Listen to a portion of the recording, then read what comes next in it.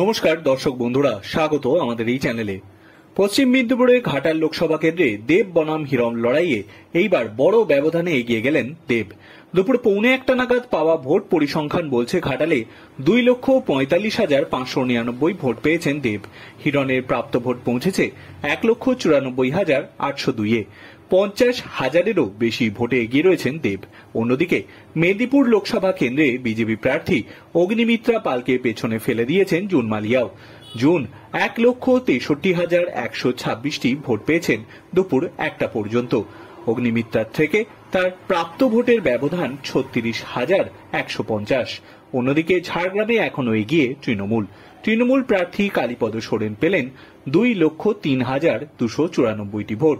বিজেপির প্রার্থী প্রণোদ টুডু এখনো 1,62,460 ভোটে, 40,834 ভোটে এগিয়ে রয়েছে তৃণমূল।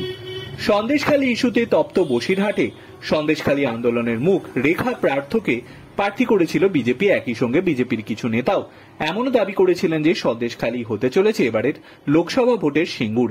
কিন্তু কার্যক্ষেত্রে দেখা গেল সন্দেশখালীর প্রভাব ফেলেনি তৃণমূলের ভোট ব্যাংকে।